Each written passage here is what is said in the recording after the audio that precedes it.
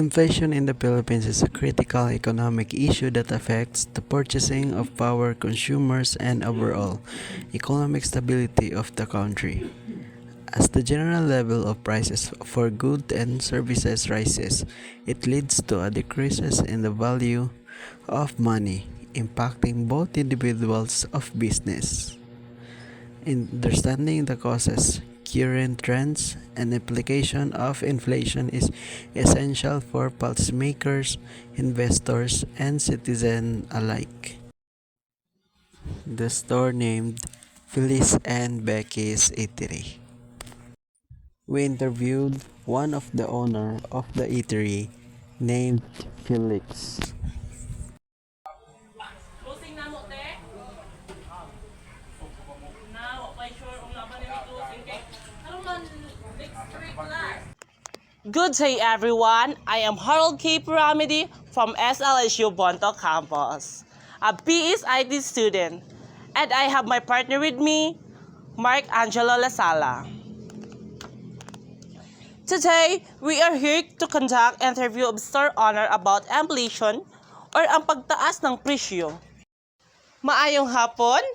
Kamusta man atong paninda? Oh, Sir, ma'am. pagpaninda na mo, na makita man yun, na naapay na bilin. Masking init maninda jod. O, bisan kay, mama na itong panginabuhi. Maojod na iya. Nara si ipangutan na iya. Unsa ang mga strategy na inyong ginabuhat para bisan pa og taas ang presyo is naagihapon mo yung income tuloy-tuloy gihapon. Strategy na mo, ana, o mamalit mi, mangita mi o kanang mga ubos rag presyo, o kung sa'yo mga pamaliton. Ita, o, ang usa ka items mahal, dili mi ito. Kay, ari ramis ubos og presyo. Dito tas Maana barato. barato. Kay aron maka-cope up ka sa kuan ba nga imong baligya, labi na hinay ra ba kadyo karon kay daga mga pista, daga to anamis tag mga tao. Mao na among strategy, among hita mi kayo ng barato. Mao among pamaliton, mao imong lutoon baligya. Correct. Mas mupili jud sila sa barato, mas barato kaysa mahal. Oh, mahal kay lisod boy baligya. Labi na ron kay na nihit init. Oh. Char. Unsa nga produkto ang mas taas nga naapektuhan pagtaas nga presyo? Ako na yung produkto ana, kana yung bugas. Kay kuan na una kay mahal man. Kung mo palit po kag barato sa bugas, na unay baho. Mamahalan pod. Na di mo mo baligya o yung palit kinahanglan og mao nang naapektuhan ta tungod sa bugas. Pero ag amo man gibuhat ana kanang panagsa og na estudyante amo lamang i-promote ag GIS ja di ag uban di jud amo lamang takan takos ba nga eksakto Kay mas bugas jud ang unang kuan na apektado. Labi naggantang-gantang kulno. Mao na Mas maadyo jud usa ka sako paliton para tibo jud. jud. Oo, tay budget. Mo lagi po na yung rason niya. Why budget? Oo, tay budget na. Mao nang pero number 1 bugas jud og kuan. Bugas jud. Unsa mo po mga klaseng mga reaction sa mga customer sa pagtaas sa mga presyo? Una, ang kuhanan ng customer, kaya siyempre, yung taas ng presyo, ang imong tinaksa gamay na lamang imong mayahatag sa customer. So, mao na giingon nga, yung gamay na lamang ang usa ka order. May reaction sa customer, ana. Mga Tungod lailahing sa class. pagtaas sa presyo. Usa jud na ko. Thank you for the cooperation, sir. Ma'am, thank you kaayo sa inyong pag-cooperate na mo og daghang salamat. Thank you. Ate, thank you, ate. Thank you. Hoping nga abundance mo store ninyo.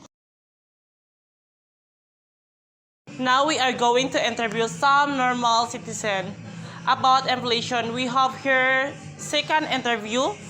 Hi, sir. My first question is, naabay mga negatibo nga naepekto aring inflation o pagtaas ng presyo ng mga bilihin? Tungod sa mga anang kumahal kuan karon mga pamaliton. Oh. So, second question will be, unsa nga epekto ang nahatag sa inflation nimo isip usa ka mamalitay? Ang si malitay. Usa ka mamalitay unsay? Amo lagi ngita ka ka ng barato. Tao nga di man ka hatag og barato kay mga mahal man bulay kumbrahonon. Mo ni usa nato kakuan pod lagi. Di man ka hatag barato kay mahal ang ilang mahal ang kumbrahonon pod mao mahal pod balik ga. Isip usa ka pamilya giunsa nimo pag budget ang taas nga pamamaliton? Lagi apod-apod lagi kay para angay ja gi sa sa kuan budget sa mga mahalong pamaliton ang kwarta nga igura lang kita. Mabahin jud nato. Oh Kay kini pamilyado na ta. mo lagi angay laman. Sige. Salamat kuya sa imong cooperation namo. Thank you. Inflation remains a significant challenge for the Philippines, affecting every aspect of the economy from consumers' behavior to business operation and overall economic stability. Addressing this issue requires a multifaceted approach, including effective monetary policies by BSP, strategy government interventions, and efforts to enhance this resilience of critical sectors like agriculture and energy. By understanding the complex factor driving inflation and implementing targeted measures, the Philippines can work towards maintaining price stability and fostering sustainable economic growth.